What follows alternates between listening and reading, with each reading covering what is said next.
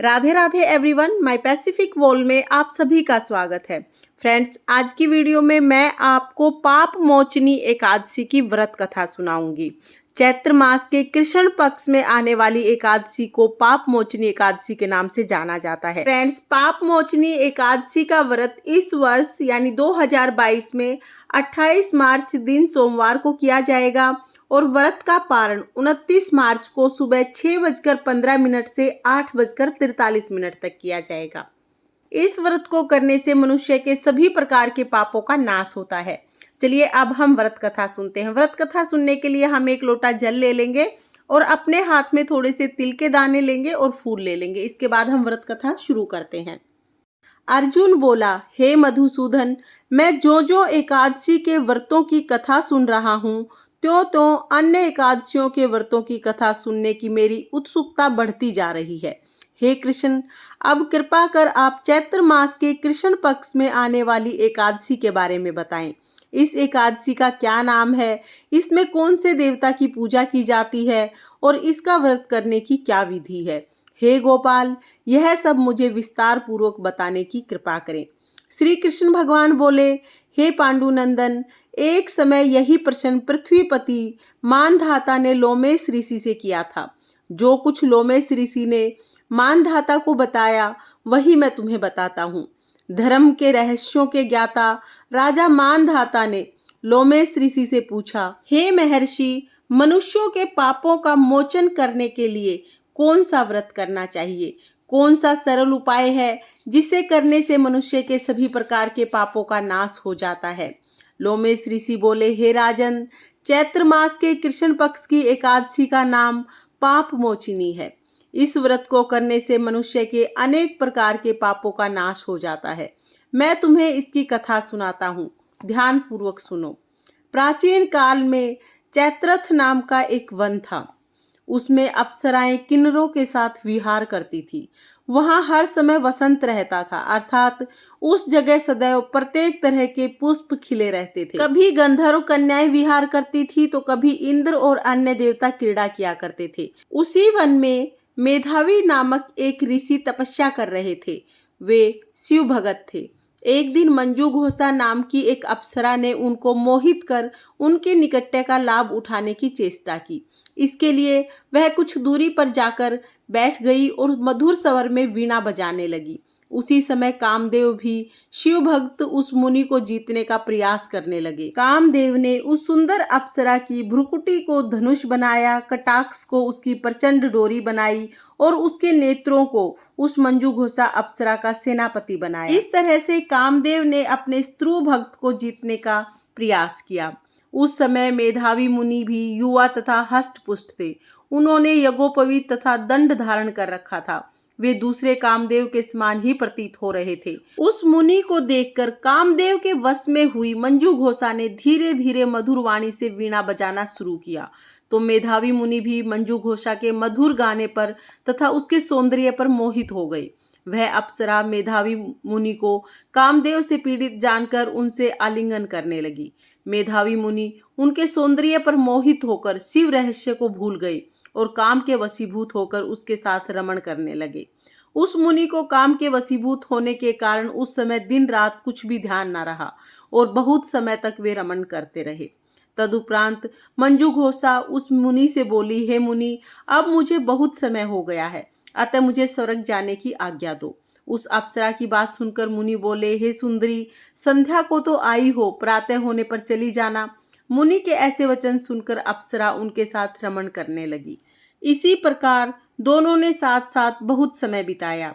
एक दिन फिर मंजू घोषा ने मेधावी ऋषि से कहा, हे देव, आप मुझे स्वर्ग जाने की आज्ञा दें। इस बार फिर मुनि ने कहा, हे सुंदरी, अभी तो कुछ ही समय हुआ है, अभी कुछ समय और ठहर जाओ। इस पर वह अप्सरा बोली, हे मुनि, आपकी रात्रि तो बहुत लंबी है। आप स्वयं ही सोचिए कि मुझे आपके पास आए कितना समय हो गया है। अब और अधिक समय तक ठहरना उचित नहीं है। उस अप्सरा की बात सुनकर मुनि को समय का ध्यान आया। वह गंभीरता पूर्ण विचार करने लगे और उन्हें बोध हुआ कि उन्हें रमण करते करते 57 वर्ष बीत चुके हैं। तो उस समय अप्सरा को वह काल का रूप समझने लगे। इतना अधिक समय भोग विलास में व्यर्थ हो जाने के कारण उन्हें बड़ा क्रोध आया। वह अत्यंत क्रोधित हुए और उस तप का नाश करने वाली अप्सरा की तरफ भुरकुटी तान कर देखने लगे। उनके अधर कांपने लगे और इंद्रियां बेकाबू होने लगी। क्रोध से थरथराते स्वर में उस अप्सरा से बोले, अरे दुष्टा, मेरे तप को नष्ट करने वाली तू महान पापनी और दुराचारिणी है। तुझे धिक्कार है। अब तू मेरे शाप के कारण पिशाच योनि में जाएगी। मुनि द्वारा दिए गए शाप के कारण वह पिशाच हो गई। फिर व्यथित होकर बोली, हे मुनि, अब आप मुझ पर क्रोध त्याग कर प्रसन्न होइए और कृपा करके बताइए कि इस शाप का निवारण किस प्रकार से होगा। विद्वानों ने कहा है, साधुओं की संगत अच्छा फल देने वाली है, इसलिए आपके साथ तो मैंने बहुत वर्ष व्यतीत किए हैं। अतः अब आप मुझ पर प्रसन्न होइए, अन्यथा लोग कहेंगे कि एक पुण्य आत्मा के साथ रहने पर भी मंजू घोषा को पिशाचिनी होना पड़ा। मंजू घोषा की बात सुनकर मेधावी मुनि को अपने क्रोध पर गलानी हुई और वह अपकीर्ति का भय मानने लगे।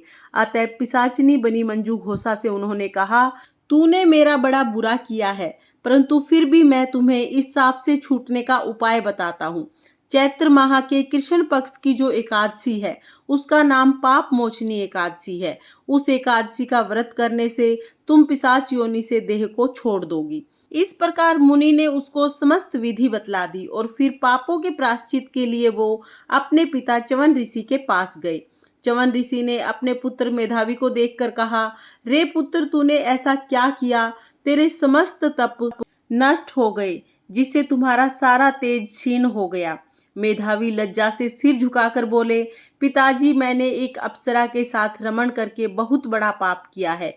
इसी पाप के कारण संभवतः मेरा सारा तेज नष्ट हो गया है। कृपा करके आप मुझे इस पाप से छूटने का कोई उपाय बताओ। च्यवन ऋषि बोले, हे तात, तुम चैत्र मास के कृष्ण पक्ष की पाप मोचनी एकादशी का विधि पूर्वक व्रत करो, इससे तुम्हारे समस्त पापों का नाश हो जाएगा। पिता के वचन सुनकर मेधावी ऋषि ने पाप मोचनी एकादशी का विधि पूर्वक उपवास किया। उसके प्रभाव से उसके समस्त पापों का नाश हो गया। मंजू घोषा अप्सरा भी पाप मोचनी एकादशी का व्रत करने से पिशाच योनि से देह को छूट गई और सुंदर शरीर धारण करके स्वर्ग को चली गई। लोमेश ऋषि बोले, हे राजन, इस पाप मोचनी एकादशी के प्रभाव से सब प्रकार के पापों का नाश हो जाता है। इस एकादशी की कथा को पढ़ने और सुनने से ही 1000 गोदान के समान फल प्राप्त होता है। इस व्रत के करने से ब्रह्म हत्या करने वाले, स्वर्ण चुराने वाले, मद्यपान करने वाले, अगम्यागमन करने वाले आदि सभी तरह के पाप नष्ट हो जाते हैं और अंत में स्वर्गलोक की प्राप्ति होती है। पाप मोचनी एकादशी का व्रत करने से मनुष्य सभी प्रकार के पापों से छुटकारा पाता है। फ्रेंड्स, ये थी पाप मोचनी एकादशी की व्रत कथा। व्रत कथा सुनने के बाद जो हमने हाथ में फूल और तिल के दाने लिए हैं वो हम भगवान विष्णु को समर्पित करेंगे और जो जल का लोटा है वो हम सूर्य देवता को अर्घ दे देंगे। फ्रेंड्स, अगर आप पाप मोचनी एकादशी का व्रत ना भी कर पाए तो पाप मोचनी एकादशी की व्रत कथा जरूर सुने। व्रत कथा सुनने से ही अनेकों प्रकार के पापों का नाश हो जाता है। अगर आपको पाप मोचनी एकादशी की व्रत कथा पसंद आई हो तो वीडियो को लाइक करें और चैनल को सब्सक्राइब करें। देखने के लिए बहुत बहुत धन्यवाद। राधे राधे।